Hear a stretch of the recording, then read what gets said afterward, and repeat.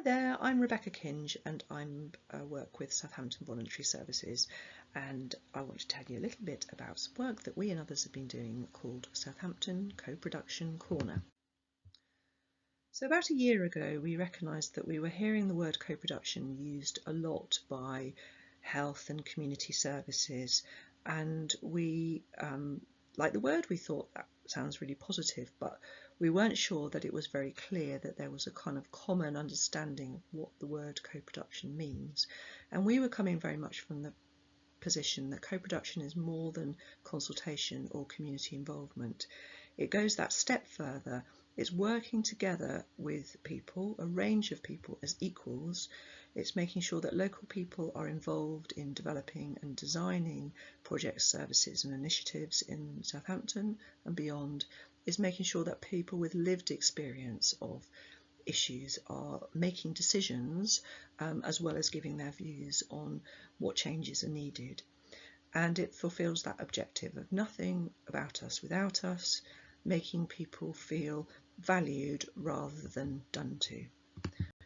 So last year we got together some people in September 2023 and said, are you interested in the concept of co-production and exploring it more? And people said yes. They said we'd like a safe space to explore co-production together. They were keen to kind of build a sense of community around co-production, so that would be like a community of practice. We started very much by thinking, well, what makes a space where people feel welcome, safe and brave to get involved in sharing their views on what is needed in the city, because unless people feel welcome to join in, then we'll never know what really matters to them. We've had quite a strong focus on experiential learning, so we've tried different techniques such as collective patterning and design for wiser action. We've been writing blogs about this, so you can read more about this on our website. But these are kind of ways of introducing active listening into processes and project design, and making sure that it's not one person that is dominating or the loudest or most confident person in the room dominating, making sure that everyone can have a kind of say in what is really needed.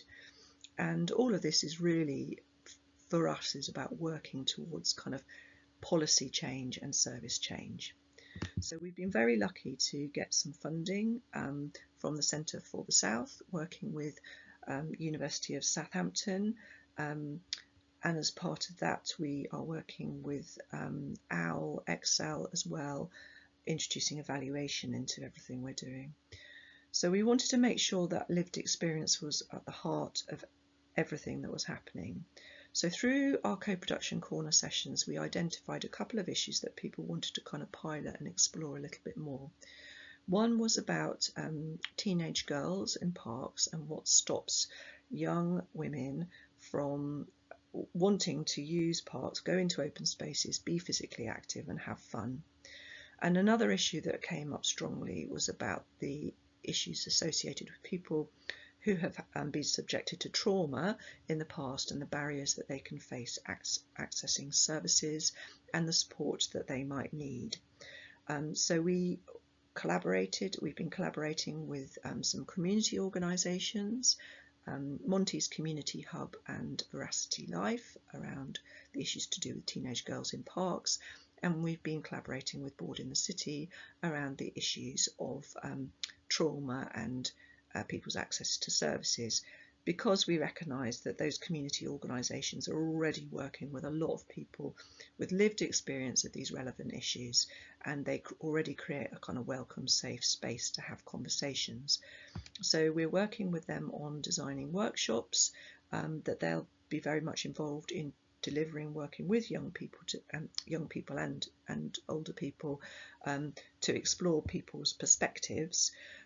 Once we've got that strong voice of people with lived experience, then we will then bring that voice and some of those people together with people who are involved in making policy, people who are involved in delivering health and care services, and other stakeholders, which could be community organisations or people that are really interested in those subjects. and then together through sort of workshop style conversations, we will identify what really needs to change in terms of kind of policy and services, and we will be advocating for those changes with the people in power. So that's how we are introducing lived experience at the heart of all this co-production work. So we've got to work out what will happen next in terms of Co-Production Corner after the summer. Should we continue with these sessions? What would they look like? What subjects do people want to explore?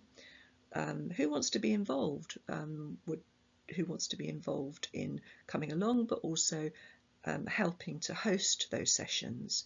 And also we need to kind of identify what resources we need and where those resources will come from in order to deliver the next stage of this co-production work. So if this is something that interests you, it's relevant to your work or it's relevant to your personal interests, then please get in contact.